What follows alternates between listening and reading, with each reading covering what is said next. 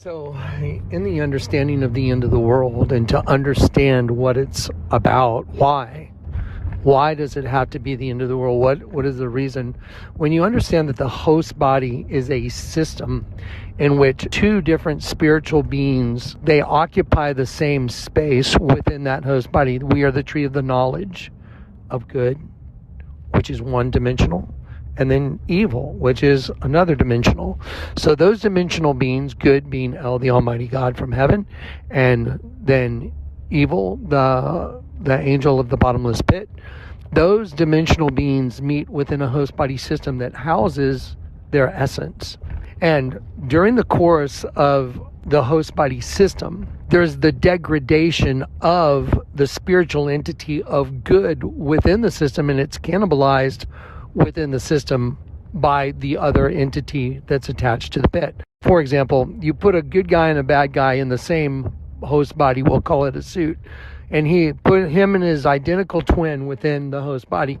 Well, the evil one wins out in the end of it, unless the one that's good turns back and asks for forgiveness of his sins. So there's a process of the destruction of the good within the system we call the body. But if you turn back, the process stops within you. If you turn back to your Father in heaven through Jesus Christ and his work on the cross, then that process that eternally destroys you is renewed. It stops the process, and you are renewed again, and you are able to return to your source. If you don't get renewed again, so the good and evil are both in you, but your body dies, then your soul goes to the pit where it is eternally tortured. And it says where the worm never dies and the fire is never quenched. And so you're in an eternal abyss of complete and utter horror, and it never ends. There's no end to it. But the host body is the system which is used to accomplish that. It is a transmutation device. And I've shown you all before, the Statue of Liberty exemplifies that system, meaning the liberty, the statue, meaning like your body of liberty, that you took the liberty to take on as an angel. You took the liberty to have your own statue host body, and you're inside of it.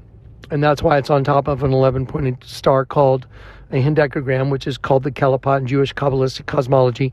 And it means a shell, peel, or husk. It is inherently evil, and it is attached to what's called the Sitra Achra, the realm of evil from the other side. And so you're attached to the other side now through your host body. So if you die in there, your angelic essence dies in that body before getting converted, then that other force gets to take your essence, and that goes to the pit with a locust, where your own worm is feeding on you your whole life.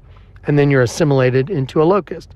That's why the Vatican has locusts coming up out of the pit on the four corners of the canopy, which represents the flesh. The flesh in the Bible means canopy. It says canopy for the word flesh.